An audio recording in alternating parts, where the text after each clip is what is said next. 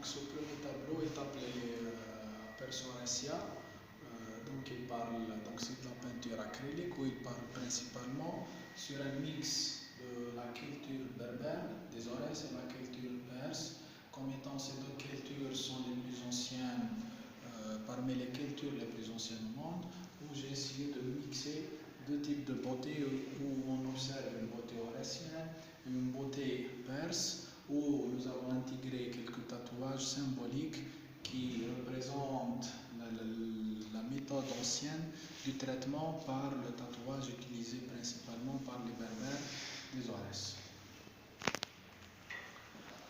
Et ce deuxième tableau, il s'appelle Anarchia, donc c'est un cocktail de peinture acrylique et peinture à huile, où ça montre une femme perdue, une femme qui n'a pas encore trouvé son âme, une femme qui n'a pas encore trouvé son physique, une femme perdue, donc qui se réveille sur un caractère et qui dort sur un autre.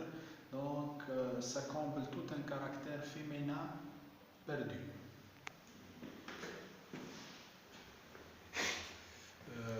Cette deuxième œuvre présente ce qu'on appelle Euphoria. Euphoria, où je parle principalement du printemps berbère, ou bien dans le printemps des Aurès, qui dure 15 jours à peu près.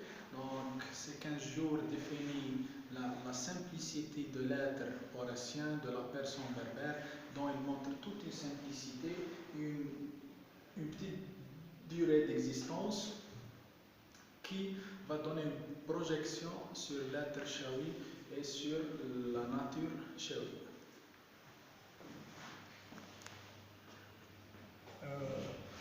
Tahat, donc tout simplement, c'est de la peinture à huile qui représente un tableau qui était déjà sculpté depuis 10 000 ans à peu près dans la montagne de Tahat, ou bien dans le sommet de Tahat, dans le désert algérien, où elle montre la femme du Mazis, ou bien de la tribu Mazis, qui conduit un chariot, où nous trouverons ça aussi dans les citations de Hérodote qui parlent sur la technique utilisée par ces femmes Mazis et qui a été utilisée par les Grecs par la suite.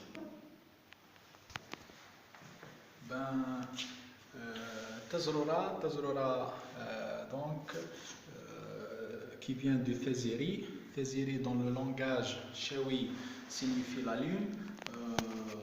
Ici, ce tableau montre ce qu'on appelle la projection de la lune sur un être humain, donc qui représente tout un caractère de splendeur et d'audace chez une personne qui se cache derrière une lune. Donc c'est pour ça que je l'ai appelé Tazrora. Et on passe à l'œuvre. On passe à un tableau très spécial pour moi.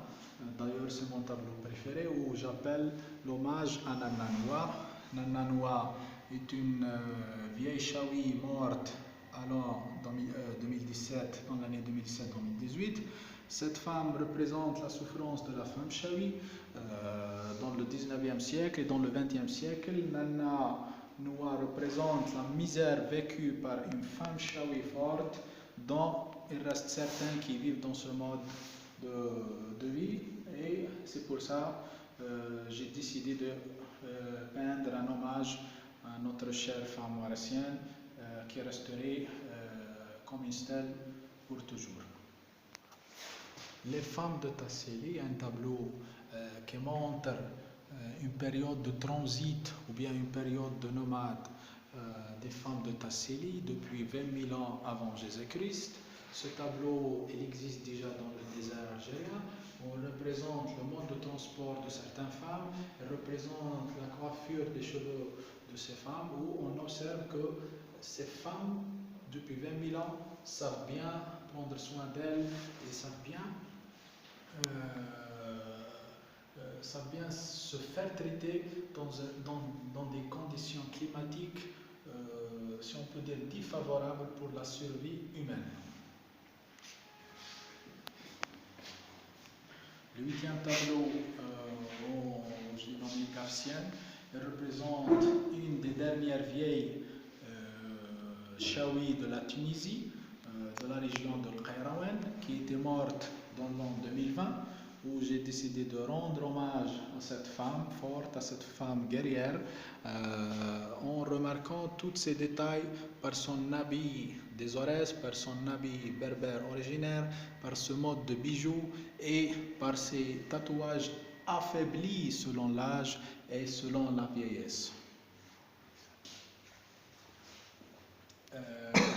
Anomalia, tout simplement, est une œuvre utilisée en peinture à huile. Elle représente une femme qui cherche d'expérience, une personne qui montre des sentiments, mais qui cache des sentiments contrairement opposants à ceux qui ont été déjà montrés. Donc, elle représente un regard de mensonge, un regard d'hypocrisie et un regard qui va piéger les spectateurs. Crying Night, ou une peinture utilisée en acrylique, ou la peinture acrylique, elle montre deux aspects différents dans la vie. Un aspect de résistance, donc un palmier qui a su résister à la vie, qui a su résister à certains mal tempérés de la vie, et un espoir d'une certaine force spirituelle qui déclenche et qui donne toujours un espoir à la vie. Hypokrémia, ce tableau montre une femme moderne, une femme moderne qui a perdu beaucoup de ses traditions, qui a perdu beaucoup de son caractère, mais elle garde toujours son regard original, son regard autochtone, qui montre une admiration et un suivi. Sa technique, bien la technique utilisée dans cette peinture, c'est le regard à rotation, donc le regard va vous suivre à l'entour de 360 degrés du tableau. Vinocchio est une de mes meilleures peintures, donc où j'ai mixé l'acrylique et la peinture à huile, où ça définit le caractère humain, la pensée humaine, la philosophie humaine. Donc on peut observer la présence des deux temps spécifiques dans ce tableau. Un présent où les personnes utilisaient des chevaux pour se déplacer, et une pensée qui a imaginé un autre mode de transport défini par des bateaux et qui flottent dans le ciel. Cela aussi veut dire qu'il n'existe pas de présent et d'avenir et de passé, mais il existe un seul temps qu'on a vu ou qu'on a déjà vécu, avec différents couloirs ou bien avec différents champs de vie. Donc c'est l'élargissement de la pensée humaine. Et dernièrement, c'est le tableau de Tina Verschow, où on observe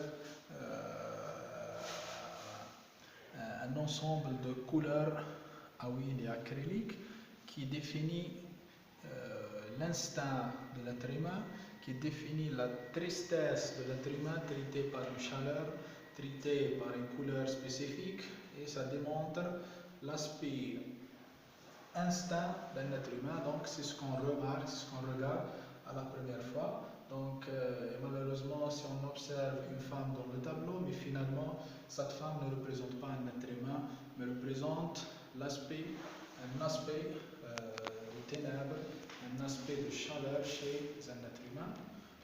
Donc c'était une simple explication.